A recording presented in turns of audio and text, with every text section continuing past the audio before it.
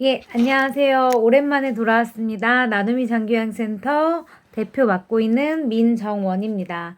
오늘은 2020년 10월에 경기도권에서는 시험을 봤어요. 그래서 경기도 및 수도권에서 봤던 32의 요양보호사 시험 중에 10월에 봤던 부분, 필기 부분, 전격 같이 한번 봐보겠습니다. 그럼 지금부터 시작해 보겠습니다. 시험 좀 팁을 좀 드리면요. 이렇게 문제가 나올 거예요. 대상자의 수면을 돕는 방법은 또는 변비 대상자의 관리 방법으로 옳지 않은 것은 이렇게 나왔을 때 이렇게 문제를 읽고 그 다음에 그 보기를 봤을 때 보기를 보다 보면 문제가 옳은 거였는지 아니면 옳지 않은 거였는지 헷갈리시는 경우들이 좀 많아요. 그럴 때는 좀 이렇게 옳은 것은이라고 했을 땐 동그라미를 쳐주시고 옳지 않은 것이라고 했을 땐 이렇게 세모표를 해가지고 표시한 다음에 보기를 읽고 그리고 보기를 읽고 나서 다시 문제로 올라와서 옳지 않은 것인지 옳은 것인지 체크해 보셔서 틀리지 않으시기를 바랍니다. 보기 보다 보면 이게 옳은 건지 옳지 않은 건지 헷갈려 하셔서 문제를 놓치시는 경우를 꽤 많이 봤습니다. 그리고 문제는 꼭 2번씩 읽어주세요. 문제를 정확히 파악하는 것. 그리고 문제 안에 정답이 들어있는 경우들이 많기 때문입니다. 우리 선생님들이 10월 달에 시험 볼 때 가장 어려웠던 부분이 예전에는 1교시 시작하고 쉬는 시간 있고 2교시 시작하고 했기 때문에 그 중간에 텀이 있었단 말이죠. 근데 지금은 1번부터 80번 문제까지 전부 다 한 번에 90분 동안 푸셔야 되잖아요. 그러다 보니까 나중에 집중력이 떨어져가지고 이게 글씨인지 눈도 침침하고 힘들다는 말씀을 많이 얘기를 하셨어요. 그래서 1번 문제를 풀면 1번 정답지에 체크하시고 2번 문제 풀면 2번 정답지에 체크하시고 하는 순서대로 가주시면 좋아요. 시험 문제 다 풀고 1번부터 80번까지 한꺼번에 답안지 체크하시려고 하면은 집중도가 떨어지면서 실수가 나오실 수 있기 때문입니다. 그럼 지금부터 진짜 필기시험 문제를 저랑 같이 풀어보시겠습니다. 예, 1번. 노인 부양 문제의 해결 방안은 세대 간의 소통을 줄인다. 2번. 사회와 가족이 협력하여 부양한다. 3번. 획일적인 노인복지 서비스를 제공한다. 4번. 시설 중심의 돌봄 서비스로 개편한다. 5번. 부양 책임은 전적으로 장남이 감당한다. 노인 부양 문제의 해결 방안입니다. 정답은 몇 번이죠? 2번이죠. 사회와 가족이 같이 협력해서 어르신들을 부양하는 것. 요게 노인 부양 문제의 해결 방안이죠. 2번. 노년기에 나타날 수 있는 특성은 1. 경직성 감소 2. 내향성 감소 3. 유대감 감소 4. 의존성 감소 5. 조심성의 감소. 우리가 시험 문제에서 노년기의 특성, 그리고 신체적 특성, 정서적 특성, 그리고 노인성 질환의 특성, 요렇게 4가지 중에 한두 문제는 꼭 나옵니다. 그래서 이 특성들을 잘 알고 계셔야 되는데요. 정답은 몇 번일까요? 3번 유대감 감소죠. 경직성은 증가하고요. 내향성 증가하고요. 의존성도 증가하고요. 조심성도 증가하죠. 그거 외에 심리적 특성이 뭐가 있냐면요. 우울증 경향은 증가하고요. 그리고 생에 대한 회고의 경향은 늘어나고요. 친근한 사물에 대한 애착심이 생기시죠. 그리고 유산을 남기려는 경향이 생기고요. 요런 특징이 심리적 특성으로 들어가 있습니다. 참고해 주세요. 3번. 장기요양 서비스 제공 계획을 수립하기 전에 대상자의 신체적, 심리적, 사회 환경적 상황을 파악하기 위한 평가 방법은 정답은 보기부터 보겠습니다. 욕구평가, 자가평가, 총괄평가, 형성평가, 효과평가. 어떤 거죠? 어르신에 대한 신체적, 심리적, 사회 환경적에 대한 여러 가지 욕구를 파악하는 평가입니다. 1번이죠. 4번. 노인장기요양보험 제도의 재원 조달 방식에 관한 설명으로 옳은 것은 제가 우리 선생님들 이런 모의고사 치르고 할 때 설명을 드렸어요. 시설급여는 무조건 몇 프로? 20% 본인 부담이. 그 다음에 그 외의 모든 것들은 15%라고요. 그래서 요양원, 요양시설에 계신 거는 20%고 그 외에는 다 15%라고 했으니까 주간보호 15%, 방문요양 15%, 복지연구 15%라고 말씀을 드렸죠. 문제 한번 풀어보겠습니다. 1. 시설급여를 이용하면 15%의 본인이 부담한다. 아니죠. 시설급여는 20%였고요. 재가급여를 이용하면 15%죠. 그 2번도 아닙니다. 3번. 보험료 예상 수입액의 20%를 국가가 부담한다. 4번. 전체 재원은 보험료와 국가 지원으로 구성되는 게 아니고요. 보험료, 국가 지원, 본인 부담금 이렇게 구성이 되죠. 5번. 공단은 장기요양 보험료와 건강보험료를 별도로 징수한다가 아니고 별도로 징수하죠. 죄송합니다. 별도로 징수합니다. 그렇기 때문에 정답은 3번입니다. 5번. 국민건강보험공단에서 장기요양 등급 외 대상자에게 노인 체조, 게이트볼 등의 활동을 지원하는 사업은 건강관리사업이죠. 노인 건강관리사업. 다음 문제. 대상자의 불편함을 경감하기 위해 식사, 목욕 등의 서비스를 제공하는 요양보호사의 역할은 식사나 목욕 등의 서비스를 제공한대요. 관찰자, 상담자, 옹호자, 정보 전달자, 숙련된 수발자. 정답은 5번이죠. 7번. 요양보호 서비스 제공 원칙으로 옳은 것은 1. 대상자에게 욕창 드레싱 서비스를 제공한다. 대상자에게 요양보호사는 드레싱을 하지 않습니다. 소독하거나 이런 간호 의료행위 하지 않습니다. 2. 대상자의 사생활에 대해 자유롭게 이야기한다. 안 되죠. 개인 사생활을 보호해야 할 의무가 있습니다. 3. 대상자의 상태와 관계없이 서비스를 제공한다. 아니죠. 대상자의 상태에 따라서 서비스를 제공하죠. 4. 계획된 서비스 외에 임의로 서비스를 추가한다. 아닙니다. 5번. 서비스를 제공하기 전에 대상자의 습관을 확인해서 어르신에게 맞는 서비스를 제공하는 거죠. 정답은 5번입니다. 8번.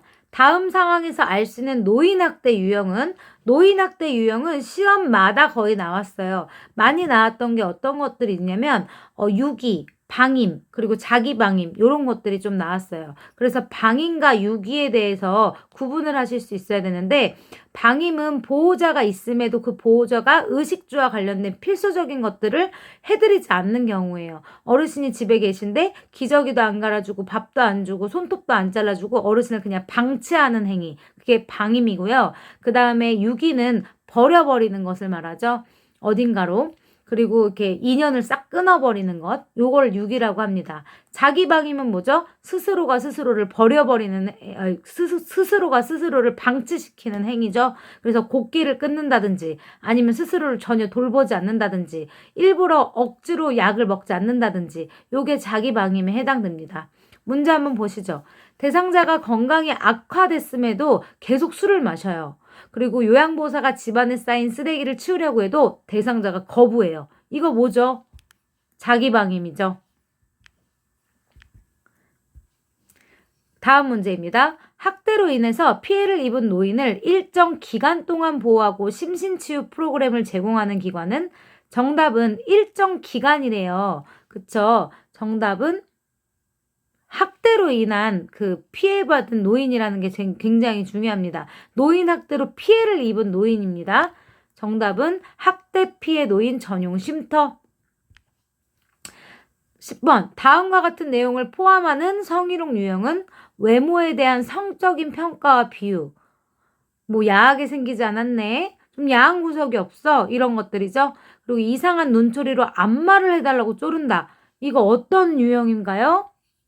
언어적 성희롱이죠. 다음 문제입니다. 다음과 같은 상황에서 요양보호사의 권리를 보장하는 법은 보호자에게 폭언 및 신체폭력의 위협을 받아서 안전상의 이유로 업무를 중단했을 때 기관장은 요양보호사에게 불리한 처우를 해서는 안 된다. 이거 어떤 법에 해당할까요? 산업안전보건법입니다. 다음 문제입니다.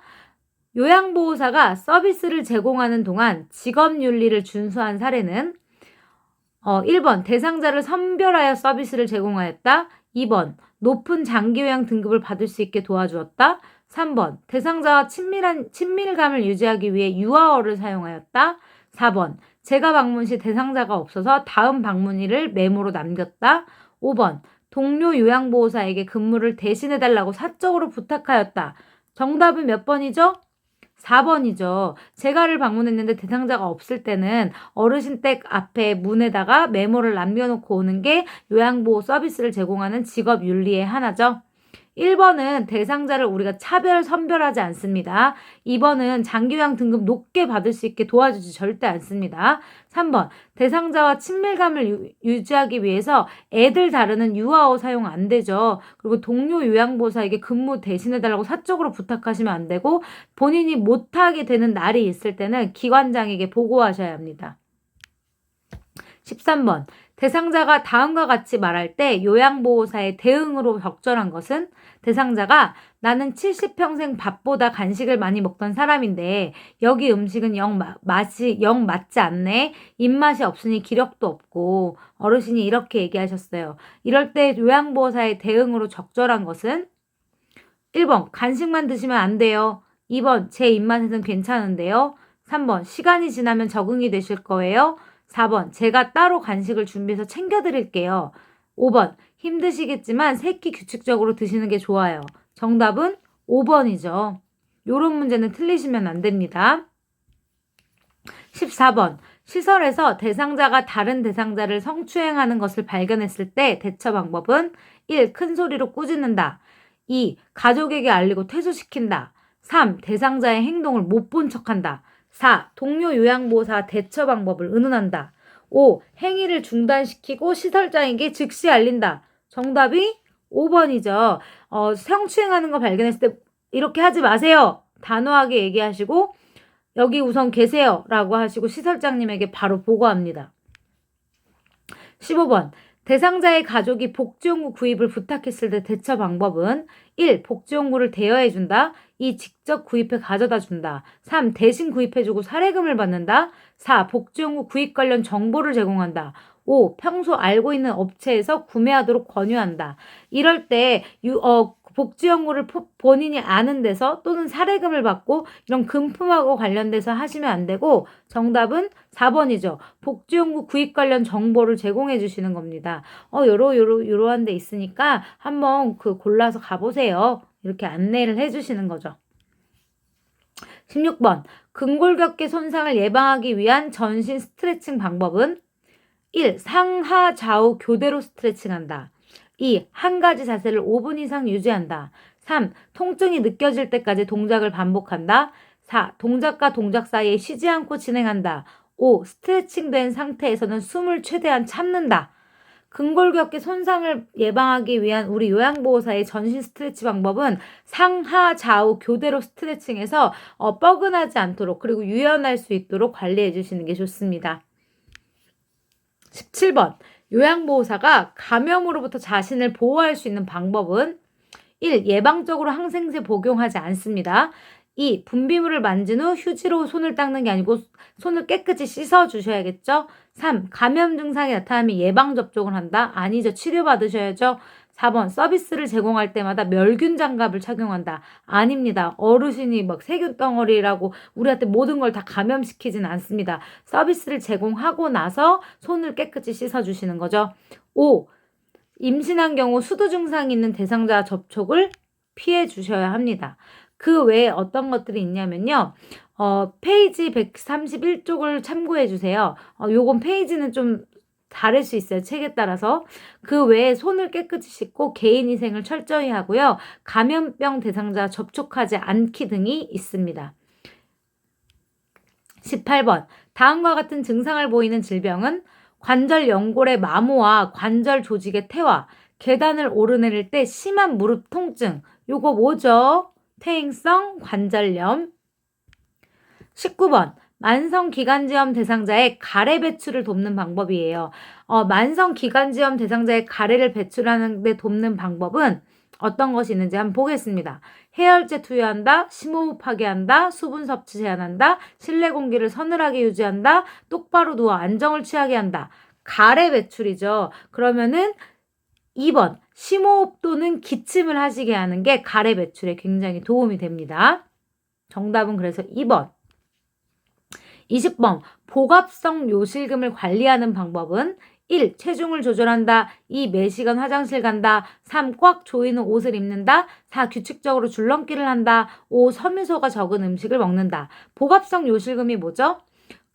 너무 웃거나 줄넘기를 할 때 찔끔찔끔 나오는 걸 복압성 요실금이라고 하죠. 요거는 정답이 1번이에요. 비만은 복부의 압력을 증가시켜서요. 복압성 요실금의 원인이 되기 때문에 체중 조절해 주시는 게 굉장히 중요합니다. 21번 노인 대상자에게 대상포진이 발생하는 원인은 뭐죠?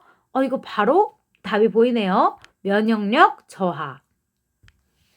22번 노화에 따른 피부계의 변화는 1번 손발톱이 얇아짐, 굵어지죠. 그리고 두꺼워지죠. 정확히 말하면 2번 머리카락이 굵어지는 게 아니고 얇아지죠. 피하 지방은 감소하죠. 입과 뺨의 털이 증가하고요. 5번 모근의 멜라닌 세포가 감소해서 정답은 4번입니다. 23번 침상에 누워있는 대상자의 욕창을 예방하는 방법은 1번 6시간마다 체위 변경이 아니고 2시간마다죠. 그 다음에 2번 격일로 피부 상태 점검하는 게 아니고 수시로 점검합니다. 3번 침대 시트는 주름지지 않게 유지해 주셔야 욕창을 예방할 수 있죠. 4번 목욕을 한 후에 전신에 파우더 바르는 거 아닙니다. 그리고 파우더 바르게 되면은 마찰이 일어나기 때문에 오히려 안 좋습니다. 5번 물수건을 대주어 피부를 촉촉히 한다. 물기 습기가 있으면요 욕창이 더 생기기 쉽거든요. 그래서 정답은 3번이죠. 24번 손해가 손상된 뇌졸중 대상자에게 나타날 수 있는 증상은 1. 빈맥, 2. 안구 통증, 3. 점심마비, 4. 균형감 상실, 5. 기억력 장애. 정답은 4번이에요. 왜 그런지 한번 보실 건데요. 뇌졸중 현상 중에 뇌하고 뇌 사이에 있는 조그만한 부분, 뇌간이 손상됐을 때는 전신마비나 의식저하의 그 형태가 나타나고 증상이 나타나고요. 좌측 뇌 손상이 됐을 때는 우측이 마비돼요. 우리 배우셨죠? 좌측 뇌 손상이 됐을 때는 우측 편마비나 우측이 마비가 오고요. 우측 뇌가 손상됐을 때는 좌측 편마비가 일어나죠. 반대로 생각해 주시면 됩니다. 특히나 좌측 뇌 손상은 언어장애나 실어증의 현상이 나타나고요. 손해하고 뇌관이 함께 손상이 됐을 때는 어지럼증이나 운동실조증이 나오는데요. 운동실조증이란 균형 감각이 감소돼서 픽 쓰러지거나 아니면 물건을 잡는데 물건이 여기 있어요. 근데 이렇게 헛스윙 이렇게 딴 데를 잡으시는 것들, 이런 것들을 운동실조증이라고 합니다. 그래서 정답은 4번이 되겠습니다. 25번 선망이 있는 대상자를 돕는 방법은 1. 큰 소리로 대화한다. 2. 신체 활동을 억제한다. 3. 가족의 방문을 제한한다. 4. 가족 사진을 침상 가까이 둔다. 5. 밤에는 커튼을 치고 불을 끈다. 정답은 4번이죠. 4번이 정답입니다. 특히 야간 선망이 있는 치매 대상자분들 같은 경우에는 방에 불을 켜놓고요. 방을 따뜻하게 해주시면 굉장히 진정이 많이 됩니다. 26번 질병 A에 따른 영양관리 방법 B가 옳게 연결된 것은 1번 결핵은 단백질 섭취 제한, 2번 폐렴은 수분 섭취 제한, 3번 대장암은 육가공품 섭취 제한, 4번 신부전은 수분 섭취 권장, 5번 갑상선 기능 저하증은 염분 섭취 권장. 정답은 뭐죠? 옳게 연결된 거 3번이죠. 대장암 같은 경우는 가공되어 있는 특히 육류의 음식을 많이 드시면은 대장암의 원인이 되기 때문에 절대 섭취를 권장하지 않습니다. 제한해 주는 게 맞습니다. 27번 대상자의 수면을 돕는 방법은 1. 알코올을 섭취하게 한다. 2. 저녁에 과식하지 않게 한다. 3. 낮에 졸고 있으면 이불을 펴준다. 4. 취침 전에 집중할 수 있는 일을 하게 한다. 5번 잠이 안 올 경우 편한 시간에 취침하게 한다. 정답은 2번이죠. 대상자가 수면을 하실 수 있도록 저녁에 주무실 수 있도록 돕는 방법이에요. 알코올 섭취 당연히 안 되고요. 낮에 주무시게 되면 밤에 배회하시거나 여러 가지 잠을 못 이루시게 되죠. 그래서 낮에 졸고 계시면 같이 무언가를 이야기를 나눈다든지 아니면 어르신과 프로그램을 진행한다든지 하는 게 좋습니다. 그리고 취침 전에는 집중할 수 있는 일이 아니고요. 릴렉스 될 수 있는, 안정될 수 있는 일을 하시는 게 좋습니다. 일이라고 하기 그렇고 안정시키시는 게 좋습니다. 그리고 잠이 안 올 경우 편한 시간에 취침하게 되면 낮밤이 변해버릴 수 있어요. 그래서 낮밤이 변해버릴 수 있기 때문에 정답은 2번입니다. 28번. 노인이 운동을 꺼리게 되는 신체적 변화는 1. 폐활량 증가, 2. 골밀도 증가, 3. 심장 근육의 수축력 증가, 4번 근육 피로도 감소, 5번 자극에 대한 반응 감소. 정답은 뭐죠? 5번이죠. 1번부터 4번은 젊은이에요. 젊은이. 5번이 그 자극에 대한 반응이 감소되기 때문에 어르신들 같은 경우에는 본인이 지금 상태가 좋지 않은 건지 좋은 건지 스스로 그 반응, 자기의 자극에 대한 그 반응이 굉장히 낮고요. 그리고 운동하시게 되면은 이게 빨리 운동을 해서 좋은 느낌을 가지시기가 좀 힘들어요. 굉장히 귀찮아지시는 거죠. 29번. 노인에게 발생할 수 있는 성적 문제에 대한 설명으로 옳은 것은 당뇨병은 발기부전을 일으킨다. 관절염은 오르가즘을 지연시킨다. 뇌졸중은 성생활을 불가능하게 한다. 4번. 알코올 과다 섭취는 성기능을 향상시킨다. 5번. 질 분비물 증가로 성교시 통증이 감소한다. 정답은 뭐죠? 1번이죠. 당뇨병 같은 경우는 드시는 약으로 인해서 발기부전을 일으키기가 쉽습니다. 그거 외에는 전혀 맞지 않습니다. 관절염하고 오르가즘은 관계없고요. 뇌졸중이 있다고 성생활을 못하지는 않습니다. 그리고 알코올 과다 섭취는 성기능을 감소시키고요. 질 분비물이 감소돼서 성교시 통증이 좀 많이 일어나게 되죠. 30번. 혈압약과 함께 섭취했을 때 혈압을 상승시킬 수 있는 건강기능식품은 1. 인삼, 2. 루테인, 3. 리놀레산, 4. 프로바이오틱스, 5. 오메가3 지방산. 정답은 혈압을 상승시키는 것, 인삼이죠. 31번. 노인에게 10년마다 추가해야 하는 예방접종은 1. 홍역 풍진, 2. 폐렴구균 결핵, 3. 인플루엔자 백일해, 4. 파상풍 디프테리아, 5. A형 간염 대상포진. 우리 이거 예방접종에서 배우셨어요. 정답은 파상풍 디프테리아죠. 파상풍이나 디프테리아는 10년마다 추가 접종을 하셔야 되고요. 인플루엔자, 이거 독감이거든요. 독감 주사는 매년 한 번. 그 다음에 폐렴규균이나 대상포짐은 평생 한 번만 맞으시면 됩니다. 32번. 보고 내용이 복잡하거나 자료 보전이 필요할 때 사용하는 업무 보고 형식은 1. 구두 보고, 2. 대면 보고, 3. 서면 보고, 4. 수시 보고, 5. 원격 보고. 자료 보전이 필요할 때 이렇게 쓰는 거죠. 우리가 보고 형식에 어떤 것들이 있었죠? 구두 보고가 있었고 서면 보고가 있었고 전상만 보고가 있었어요. 구두 보고는 응급사항이나 예기치 못한 상황이 생겼을 때 전화로 급하게 보고를 하는 거죠. 그리고 서면 보고는 기록을 남기는 거고요. 전상만 보고는 인터넷망을 이용해서 전산을 통해서 기록을 남기는 걸 말을 합니다. 그러면은 여기 자료 보존이 필요해서 기록을 남겨야 되는 거 몇 번이죠? 서면 보고 3번입니다. 33번. 방문 요약 서비스를 제공한 후 작성한 기록지의 내용으로 적절한 것은 방문 요약 서비스를 한 다음에 기록지를 작성했대요. 이때 우리가 적절한 것 이게 뭐가 있을까요? 기록지를 작성할 때 제일 중요한 것은 기록지는 우리가 법적 자료로 쓰신다고 했잖아요. 그렇기 때문에 기록지는 굉장히 중요하고 그리고 객관화 있게 쓰셔야 되고요. 그리고 기록지는 우리 전국의 똑같은 모든 분들이 노인장기요양법 별지 제24호 서식을 쓰시기 때문에 표준화에 기여하기도 합니다. 그리고 아무리 짧게 쓰더라도 되도록이면 육하 원칙이나 명확성을 높이셔야 돼요. 그럼 이걸 알고 문제를 풀어보겠습니다. 1. 의사소통이 원활하다. 원활의 정도가 뭐죠? 이거 굉장히 주관적인 거 아닌가요? 2. 식사량이 조금 줄었다. 조금 줄은 게 얼마만큼 줄은 거죠? 3. 자주 대소변 실수를 한다. 자주는 얼마나 자주를 말하는 거죠? 하루에 2번 말하는 건가요? 아니면 일주일에 3번 말하는 건가요? 4번. 오랜만에 기분이 좋아 보인다. 뭘 보고요? 뭘 보고 기분이 좋아 보인다고 하죠? 5번. 오전 10시에 기저귀를 교환했다. 정답은 5번이겠죠. 명확하잖아요. 이거는 누가 봐도 딱 알아볼 수 있는 내용이죠. 34번. 사전연명의료의향서에 관한 설명으로 옳은 것은 사전연명의료의향서는요. 연명의료를 중단해달라라는 것인데요. 요거 같은 경우에는 문제 풀고 설명해 드릴게요. 1. 의향서 작성 후에는 철회할 수 없다. 2. 의향서 작성과 동시에 효력이 발생한다. 3. 의향서 작성을 위해서는 보호자의 동의가 필요하다. 4. 연명의료 중단 의향을 명시해도 항암제 투여는 지속된다. 5. 연명의료 정보 처리 시스템을 통해서 의향서 작성 여부를 확인할 수 있다.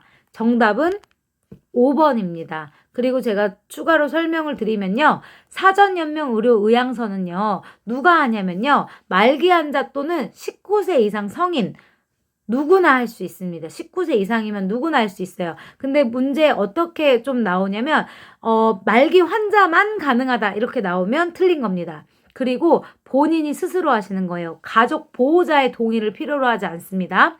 그리고 무엇이냐면요. 이게 뭐냐면요. 임종 과정에 있는 환자에게 하는 심폐소생술이나 혈액투석, 항암제 투여, 그리고 인공호흡기 착용 등의 치료 효과 없이 임종 과정의 기간만을 연장하는 의학적 시술에 대해서 거부하는 겁니다.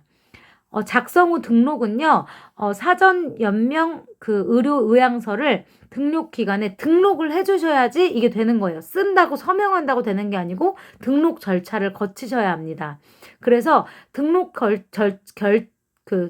절차를 거쳐야지만 효력이 발생됩니다. 그리고 연명의료정보 처리 시스템을 통해서 의향서에 대한 내용을 직접 확인해 보시고 조회해 보실 수 있습니다. 그리고 의향서 작성 후에는 철회할 수가 있습니다. 본인의 의지에 한해서요. 35번. 대상자가 가족을 위해서 희생하며 살았는데 왜 이런 일이 나한테 생기는 거야? 하면서 반응을 보이는 임종 적응 단계는 지금 가족을 위해서 희생하고 살았는데 나한테 이런 청천벽력 같은 나보고 죽으라고 하면서 화를 내시는 상태죠. 정답은 몇 번일까요? 1. 부정, 2. 분노, 3. 수용, 4. 우울, 5. 타협. 정답은 분노죠. 화내는 상태, 분노입니다. 부정 같은 경우는 어떤 거죠? 내가 이 병이 걸렸다는 것을 인정하지 않는 거예요. 이거 뭔가 잘못된 것 같아. 이건 나한테 있을 수 없는 일이야. 라고 하면서 거부하시는 거. 이게 부정이고요. 그쵸? 수용은 받아들이는 거예요. 아, 그래. 내가 이렇게 이 정도 살고 이제 나는 가는 거야. 나는 이 세상에 태어났지만 그래 이런 병을 가졌으므로 이제 나는 내 스스로의 이 상태를 인정하자 하는 게 수용이고요. 우울은 말이 없어지고 지금 이 병으로 인해서 굉장히 우울해지고 무기력해지는 상황. 그 다음에 타협은요. 우리 딸 결혼할 때까지만이라도 내 생명을 유지시켜주세요 이러면서 타협을 하기 시작하는 거예요. 자기 병하고. 요게 타협입니다. 여기까지 해서 우리 35문제 필기시험 부분 저랑 같이 보셨어요. 우리 선생님들 굉장히 11월 7일날 시험이 있고 또 내년에도 시험이 있겠지만요. 우리 선생님도 굉장히 시험을 앞두고 고통의 연속 그리고 어려움의 연속이실 텐데요. 제가 요즘 읽고 있는 책 승화라는 책에서 나온 문구예요. 고통은 나도 알지 못했던 실력을 발휘할 기회다. 지금 굉장히 고통스러운 과정이시지만 우리 선생님들의 실력을 발휘할 수 있는 기회로 거듭나시기를 바라면서 모두 다 합격하시기를 바랍니다. 다음에는 2탄으로 실기시험 부분 37번 문제에서 80번 문제까지 저랑 같이 풀어보시겠습니다. 고생 많으셨습니다. 안녕히 계세요.